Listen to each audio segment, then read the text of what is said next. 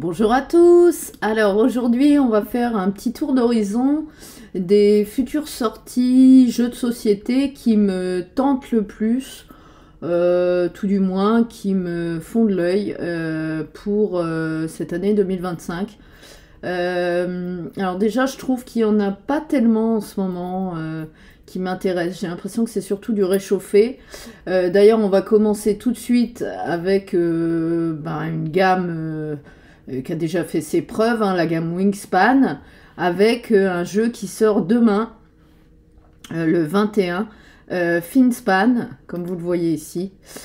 Donc on va regarder un petit peu de quoi il s'agit. Donc c'est un tableau building sous l'océan. Donc il sera édité chez Matago, environ 45 €. Là je suis sur le site Ludum, hein, c'est pas mal au niveau des sorties. Et donc il nous dit quoi? Après les oiseaux et les dragons, place aux poissons. Donc, vous voyez, c'est une mécanique qui a déjà fait ses preuves. Donc plongez pour observer 135 espèces de poissons, découvrez des œufs, formez des bancs et bâtissez votre moteur de jeu. Avec des illustrations époustouflantes, ça je veux bien le croire. On regardera d'ailleurs juste après sur Board Game Geek quelques photos. Des cartes scientifiques rigoureuses et des mécaniques originales. Ce jeu promet une expérience ludique immersive, sensiblement plus accessible, alors ça par contre c'est intéressant, que celle de ses aînés, donc Wingspan et Wormspan. Excusez-moi pour l'accent. Hein. Mais voilà, donc si c'est un peu plus facile, pourquoi pas. En ce moment, j'ai pas vraiment envie de me prendre la tête avec des gros jeux experts. Je suis plus jeu initié, où il faut quand même réfléchir. Hein. Les familiaux, c'est sympa, mais à petite dose. Donc c'est dès 10 ans, de 1 à 5 joueurs, donc intéressant parce qu'il y a encore un mode solo, et environ 1h30 de jeu. Voilà, donc on va regarder sur Board Game Geek quelques photos, comme ça vous me dites si ça vous plaît en commentaire. Hein. Mais moi je le trouve très sympa, vous voyez. De toute façon l'univers marin, moi ça me botte, donc c'est plutôt cool. Donc la boîte du jeu, ok, donc là on le voit en partie. Hop, la boîte du jeu, ok, donc les petits poissons c'est sympa, c'est coloré, moi j'aime bien. Ça me plaît. Ça a l'air vraiment intéressant. Et si c'est moins prise de tête au niveau des règles que les prédécesseurs, qui étaient un peu fouillis, je trouvais, dans les règles des fois, pourquoi pas. C'est plutôt très cool. Vous voyez, les cartes de poissons, c'est plutôt très très bien. De toute façon, c'est toujours bien édité chez Matago, donc vous voyez, c'est très sympa. Donc pourquoi pas, à tester, ça a l'air vraiment cool. Voilà, donc ça c'était Finspan, le nouveau jeu qui va sortir chez Matago dès demain, dès vendredi 21 mars. Donc voilà, donc ensuite je regarde ma liste, j'avais noté celui-là. Voilà. Est-ce que c'est la nouvelle édition? La version 2025, la voici. Donc c'est River Dragons, la version 2025. Donc c'est l'heure de monter sur les planches. Donc ce jeu est un jeu de programmation d'action. Donc il sera également édité chez Matago, décidément. Dans lequel vous devrez être le premier à traverser le plateau de bout en bout. Il vous faudra pour cela programmer vos actions dans le bon ordre. Poser une pierre, poser une planche, se déplacer, etc. Vos adversaires tenteront également le tout pour le tout, mais soyez opportunistes. Pourquoi ne pas profiter de leur construction pour poursuivre votre chemin? Donc c'est dès 8 ans, donc c'est pas très compliqué, c'est pas mal. De 2 à 6 joueurs quand même, donc 6 joueurs c'est bien, pour des parties assez courtes d'une demi-heure environ. Jeu de programmation, assez bien illustré, j'ai l'impression, on va regarder. Ça a l'air pas mal. Alors, comment il va? Non, ça marche pas. Ah bah oui, il faut que je me mette là, je suis bête. Hop, donc vous voyez, les illustrations sont plutôt sympas. Vous avez le plateau de jeu où il y aura du relief parce qu'il faudra mettre des planches, avancer nos petits bonhommes. C'est pas mal. Apparemment, alors mon ami du jeu facétieux, la boutique cherbourgeoise, l'a reçu en avant-première, donc ce serait intéressant pour l'essayer parce que ça a l'air très sympa, pas trop prise de tête, c'est à partir de 8 ans. Donc pourquoi pas, il est joli, il est cool, moi ça me va. Ça me va, ça me va. En plus, c'est une réédition. Et donc, vous voyez, il sort le 18 avril. Hein. Donc, si vous voulez un jeu familial plus, familial même, pourquoi pas. Ok, donc ça, c'était River Dragons. Ensuite, on va avoir des Mindbug qui vont sortir. Je vais vous en montrer qu'un. Hein. Mindbug, allons-y. Bataille de fruits. Hop, et c'est le Galactique que je voulais vous montrer, celui-là. Donc, il sort le 16 mai, donc c'est pas tout de suite. Hein, donc, vous connaissez un petit peu Mindbug. Je vous renvoie aux vidéos qu'on a tournées sur la chaîne Le Bon Gameplay, hein, notre chaîne. Et donc, celui-là, la version Bataille de fruits Galactique, sort le 16 mai. Donc, toujours de super illustrations assez rigolotes avec des noms assez marrants de cartes. Les petits compteurs de points de vie, ça a l'air vraiment pas mal. Qu'est-ce qu'ils nous disent? Ils nous disent affronter vos adversaires dans Mindbug, bataille de fruits galactiques, invoquer des créatures hybrides, utiliser l'octonite pour activer des pouvoirs dévastateurs, mais gare au Mindbug adverse, hein, la fameuse mécanique, où on pique les cartes de son adversaire. Donc c'est un jeu autonome, donc vous n'êtes pas obligé d'avoir les boîtes de base, et combinable, donc ça c'est trop bien, on peut les rassembler, on peut rassembler toutes les boîtes de Mindbug, plutôt cool, avec l'ensemble de la gamme Mindbug. Donc c'est par contre un jeu en duel uniquement à 2 joueurs, uniquement pour des parties de 20-25 minutes, même moins, hein. Ça nous est arrivé avec Théo de faire des parties assez courtes. C'est un jeu d'affrontement, gestion de main, c'est plutôt sympa. Moi j'aime bien les petits jeux de cartes comme ça. Et il a été, le Mindbug, hein, n'oubliez pas, ça a été fait par Richard Garfield, hein, qui est un des auteurs de ce jeu et qui c'est le papa de Magic the Gathering, le jeu de cartes à collectionner. Donc voilà. Ensuite, j'ai mis un autre jeu qui va sortir, alors je crois que c'est le 29 août, dans la thématique, voilà c'est ça, de The Witcher. Donc moi ça m'intéresse, c'est pas mal, c'est un jeu de cartes légendaire, The Witcher 3 Wild Hunt. Donc c'est un jeu qui sort, c'est ça, le 29 août pour 35 € à peu près.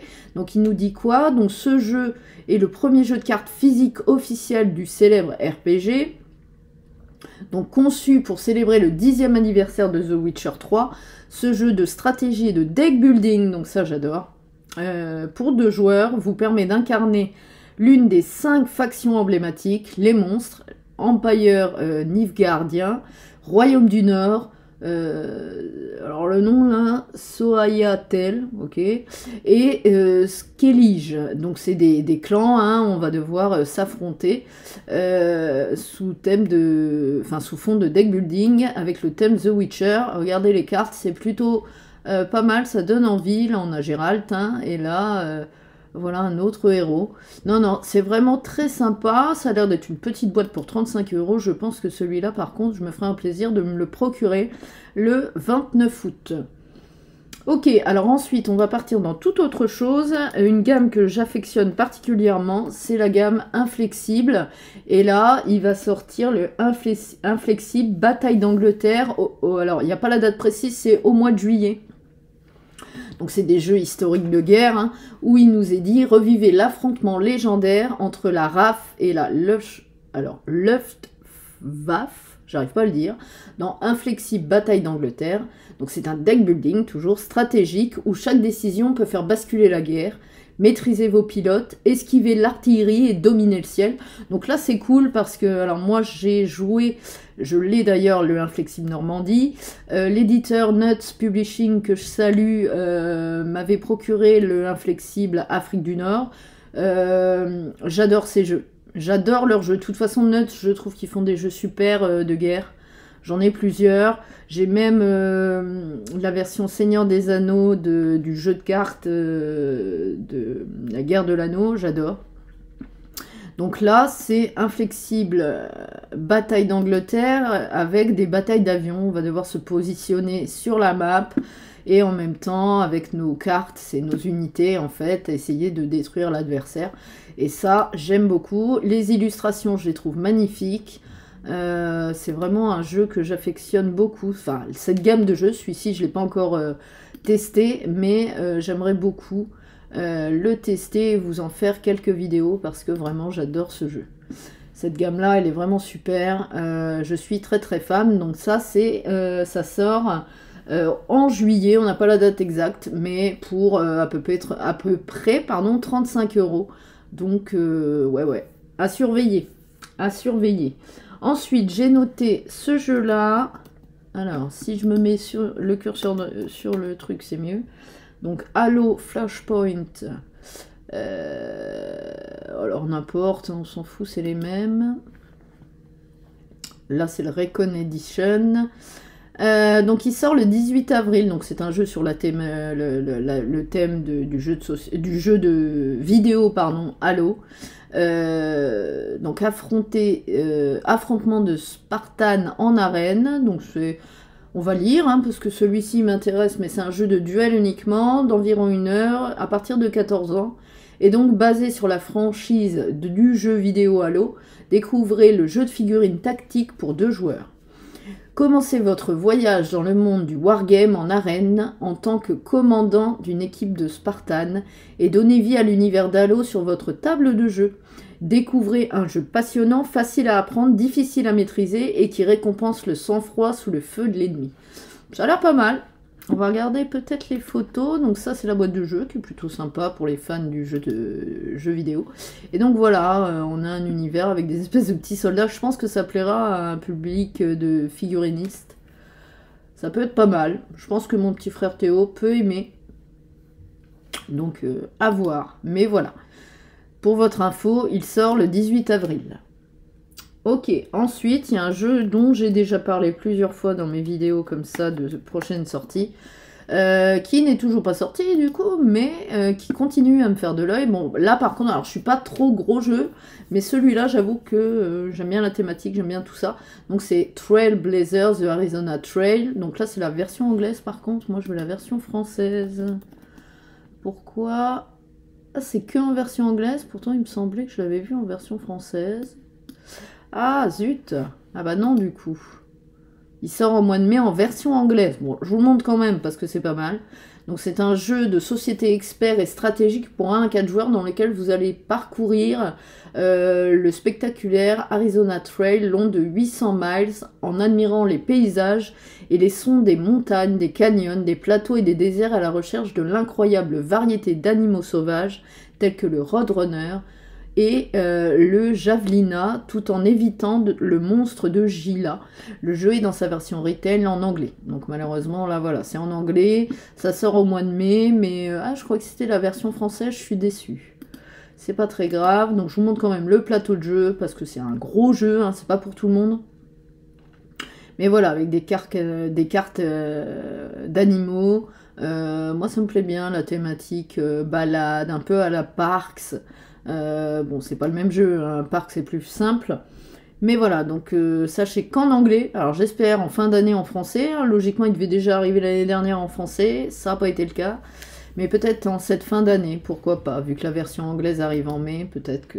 On sait jamais. Donc voilà, si vous êtes intéressé, vous avez Trailblazers, The Arizona Trail, en anglais, qui sort au mois de mai. Alors ensuite, moi j'avais la version de base, donc c'est pareil, hein, c'est de là que je vous dis que ça se renouvelle pas tellement en ce moment au niveau des jeux, qui m'intéressent, hein. Après j'ai des mécaniques bien particulières que j'aime bien. Et donc là, il va sortir donc au mois de mai, mais cette fois en français, Sleeping Gods Primeval Peril. Ok, donc c'est aventurez-vous dans la jungle de Sleeping Gods. Donc moi j'ai le jeu de base, hein, Sleeping Gods, mais par contre j'ai pas filmé de vidéo parce qu'il est quand même imposant et j'ai pas, voilà, il faudrait que j'ai un peu plus de matos pour le filmer, donc je l'ai pas fait, mais il est très très bon le premier. Et donc là pour 30 €, donc c'est quand même cool, hein, on peut jouer à un jeu d'aventure narratif, une courte campagne autonome se déroulant dans le monde ouvert de Sleeping Gods, donc plongé dans un tout nouveau récit au cœur du Wandering World. Ce jeu reprend la plupart des mécaniques du grand frère, des deux grands frères, Sleeping Gods and Distant Skies, qui va sortir aussi bientôt, je crois, qui est déjà sorti, je ne sais plus. Donc, par contre, ces règles sont toutefois légers pour proposer des parties plus courtes et optimisées pour 1 et 2 joueurs. Une variante pour 3 et 4 est disponible, par contre. Donc, il se déroule sur une rivière dangereuse qui serpente à travers une jungle luxuriante. Donc, c'est dès 13 ans. Donc, il y a un 2 joueurs, donc il y a un mode solo, donc ça, c'est cool. Et environ 240 minutes, quand même. Donc, c'est une campagne, donc voilà. Donc, la boîte est plutôt pas mal. Ça ressemble aux autres, un petit peu. Et donc, voilà le jeu, donc avec la campagne. Les personnages dispo, ça a l'air vraiment très sympa. Pourquoi pas? Moi j'ai le grand frère, donc je ne sais pas si je l'achèterai, mais c'est intéressant. Alors ensuite, on a un jeu qui sort au mois d'août. C'est l'avant-dernier jeu dont je voulais vous parler. Je vous en ai également déjà parlé. Et il sort en août, ça c'est sûr. Ça reste dans les mêmes dates que l'année dernière, hein, quand il nous le montrait déjà. C'était le mois d'août déjà. Donc pour 55 €, donc c'est Tabriz. C'est un jeu de planification minutieuse et d'action rapide dans un bazar persan animé. Et c'est là que ça me fait de l'œil. C'est un jeu créé par l'auteur de Cascadia, donc mon jeu de cœur. J'adore Cascadia, j'y joue comme je vous l'ai déjà dit plusieurs fois, en famille, avec ma grand-mère, avec tout le monde. C'est vraiment un super jeu, donc celui-là, j'ai hâte de le découvrir. Il nous dit quoi? Il nous dit tisser et vendez des tapis luxueux dans la ville marchande perse animée de Tabriz. Remplissez les commissions des roturiers et d'ici peu, les marchands et les membres de la famille royale en prendront également note. Gagnez le plus de prestige grâce aux commissions accomplies pour remporter la partie et devenir le maître incontesté de votre métier. Donc c'est dès 10 ans, donc ça n'a pas l'air très compliqué. De 1 à 5 joueurs, il y a un mode solo, super, et environ 3/4 d'heure, ce qui n'est pas très long. Donc c'est très bien. C'est un placement d'ouvriers, il y a du commerce et de la programmation. C'est pas mal, donc on va regarder les photos. Donc ça c'est la boîte du jeu que je trouve super. À côté de ça, on aura un grand plateau ici et des plateaux perso. Donc il y a des cartes, des dés, des pions. Ça a l'air vraiment sympa, c'est coloré. Nos pions, c'est les petits marchands comme vous le voyez. Ouais, ça a l'air très très bien. Et j'ai l'impression que le tapis de jeu, enfin le plateau de jeu, c'est un tapis. Alors est-ce que dans la version boutique ce sera ça? Je ne sais pas. Mais vous voyez, c'est cousu, c'est un tapis. Donc ça, super. Les cartes ont l'air très bien. Non, ça a l'air très bien. Alors, je sais pas si sur Board Game Geek, on a des photos. Alors, je suis désolée si vous entendez mon chien qui aboie. Comme d'habitude, elle s'exprime beaucoup, surtout à chaque fois que je filme. Alors, on va regarder. Il y a des photos, c'est parfait. Ah ouais, vous voyez, ça a l'air très très bien. Vraiment sympa. Tabriz. Moi, j'ai hâte d'y jouer. Je pense celui-là, je me le prendrai. Ça a l'air... Et donc c'est bien ça, c'est un tapis. C'est un tapis. Donc ça c'est super quali. Ah ouais, c'est génial. Ça donne envie. En plus, il y a un pré-formatage à l'intérieur de la boîte. Quel bonheur. Quel bonheur. C'est très bien édité, j'ai l'impression. Très sympa. Ouais, ça donne envie. C'est un peu à l'ancienne, avec les poses d'ouvriers et tout ça. Ça a l'air quali, hein, quand même. Pas mal du tout. Donc voilà, donc c'est Tabriz. On a vu un petit peu plusieurs photos qu'on n'avait pas avant. Donc c'est nouveau les photos par contre. Ok, donc le dernier jeu dont je voulais vous parler, j'en ai fait quelques photos hier parce que mon ami Johan de la boutique Le Jeu Facétieux à Cherbourg l'a reçu en avant-première pour un petit festival dans le coin Oxygeux qui se déroule ce soir, non pas ce soir, samedi soir et dimanche du côté de Grévillac, à côté de Cherbourg en Cotentin. Et donc il l'a reçu en avance. C'est Astérix et compagnie qui va sortir logiquement au mois de mai, pas au mois de mai, au mois d'avril, le 25 avril, pour 20 € à peu près, donc c'est même moins de 20 €, c'est pas mal du tout. De 2 à 4 joueurs dès 8 ans, à environ 25 minutes. Et donc c'est Astérix et compagnie, plongé dans l'univers de la célèbre bande dessinée dans ce jeu, d'affrontement stratégique familial. Alors je trouve qu'il est pas vraiment familial, je le trouve plus initié, je l'ai testé un petit peu hier, et aux multiples rebondissements. Donc je trouve pas que c'est du familial, ou alors c'est vraiment du familial plus. Donc c'est un jeu qui propose une mécanique solide et originale, tout en proposant des effets de cartes et d'albums très thématiques. Les cartes sont superbes. Je sais pas si on l'a sur Board Game Geek, peut-être pas celui-là. Astérix et compagnie. Il est où mon et sur mon truc? Il va pas me le trouver. Et compagnie, si je fais ça. Ah non, il me le trouve pas. Faudrait... Bah zut, je sais qu'il y est mon et. Bah je le vois plus. Je le vois plus sur le clavier. Si je mets Astérix, il me trouve quoi? Non, je pense pas qu'il y soit de toute façon. J'aurais bien aimé vous montrer plus de photos. Mais je vous renvoie sur ma page Insta. Je peux peut-être aller vous les montrer direct. Sur ma page Instagram, le bon gameplay. C'est quoi ça? C'est Insta? Oui. Et ben on va faire ça. Hein. Et ben voilà. Donc, j'ai fait quelques photos hier, je l'ai testé à la boutique. Et donc, vous voyez, c'est les albums d'Astérix dans le jeu. Le but, c'est de gagner les albums en sorte de bataille. Vous voyez, on pose un album face cachée ici. Et donc, chacun, moi, je dois me mettre sur le rouge, vu que le rouge est vers moi. Et mon adversaire, ici, doit positionner ses cartes bleues. Lui de son côté, celui qui est le premier arrivé à 15 et ben, remporte l'album. Donc c'est plutôt pas mal. Donc il y a des cartes rouges, des cartes mauve comme ça, mauve violette, qui sont des cartes joker qui peuvent être considérées comme du rouge ou du bleu. Et voilà, on s'affronte comme ça, on a des cartes en main, on peut gagner des bonus. Et le premier arrivé à 50 sesterces, ici c'est l'argent, hein, les points de victoire, 50 remporte la partie. Et donc vous voyez, il est super bien édité. Je vous montre d'autres photos. Donc ça c'est la boîte du jeu, déjà très sympa. Donc on était 3 à l'essayer, donc on avait plusieurs terrains où on pouvait se positionner. Et vous avez voilà les cartes triple patte, la Traviata, donc les personnages cultes de la BD. Et d'ailleurs, vous avez des effets de pause. Quand on pose, par exemple, triple patte, qui est de force 2, on pioche jusqu'à 2 cartes du dessus de la défausse. Elle, c'est mettez KO, c'est-à-dire on retourne une carte d'un opposant, un personnage de force 5 ou moins. Donc c'est plutôt pas mal, hein. C'est assez astucieux. Il est super bien édité, vous voyez les petites cartes albums là. En plus, on retrouve tous les albums de notre enfance Astérix. Très très bien. Très très bon petit jeu que je pense je me procurerai parce qu'il est vraiment sympa.